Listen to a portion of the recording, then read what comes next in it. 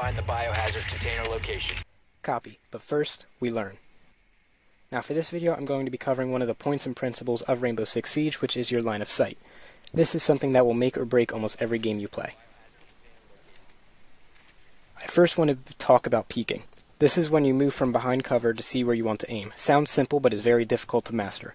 First things first though, remember to lean left and right. This is a crucial mechanic that will save your life many times. It does expose your head before the rest of your body, but you have to remember that your head is a much harder target to hit than your entire body. Now most of the time I would go with a quick peek to see where the enemy is, and if you're confident in your aim, peek for longer again to go for the kill. Never just stand in a single spot and peek for long periods of time. The enemy will drone you out or catch you on cameras and rush you. Another thing that can be done if you have a large magazine is to continue firing and move in and out of cover constantly.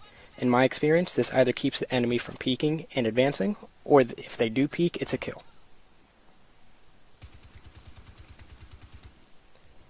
Next, I'm going to move on to angles. This is where you can see when looking in a direction. You might think it's good to see as much as you can, which it is sometimes, but not every time. When you can see a lot, I call these wide angles. Depending on the situation, these can be extremely good or horrifyingly bad. You get to see more, but the more you can see, the more the enemy can see you. This is why I tried to make what I call tight angles. You can see almost nothing, but that means you're a difficult target to hit. Drone holes are easy tight angles, so beware of them. But now I hear you asking, if I see almost nothing, how will I know when to fire? Glad you asked. You do not want to look for bodies when holding a tight angle. Look for a color change. If you're looking at a white concrete wall and you see a green camo run past and it's not a teammate, you better be pulling that trigger. Quick section on anchoring and roaming. Anchoring is when you hunker down on the objective or fairly close to it, whether it be secure area, hostage, or bomb, and you just sit there and probably hold an angle or two at the most. This is where you will be using those tight angles. Roaming and attacking is where we'll be using those wide angles, since you want to be moving most of the time, so that one person on the other team does not start to catch on to where you are. That's the point of an anchor. Lastly, I'm going to talk about things that will open up your line of sight or obstruct it. Now you can easily open up a line of sight on either attack or defend. If there is a soft wall non-reinforced, an impact grenade, breaching charge, breaching hammer, you name it, will do the trick, even your bullets. If you open up that wall or floor, then you have a clear shot into the next room or level above or below.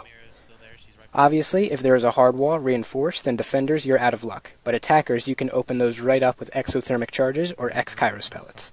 As for obstructing the line of sight, there are a number of things that can do this. A hard wall, obviously, a deployable shield, an indestructible wall, another player, but mainly I wanted to say any kind of gas or smoke or airborne subjects. This would be things like smoked grenade or smoked gadget, or even part of the map itself. There are airborne gases that will obstruct your view, such as this one right here coming from this grill.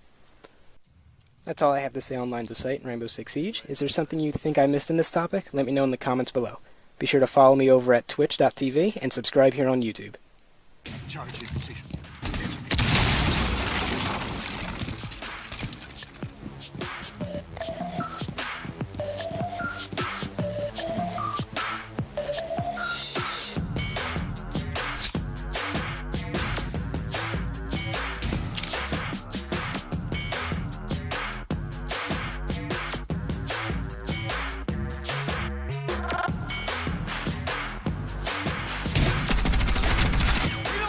Good job.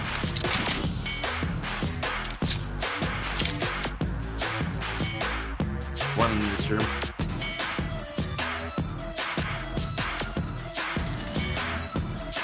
Oh, okay, that's the fuse, okay.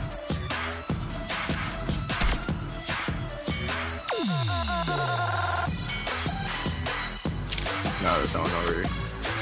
Oh, no, okay.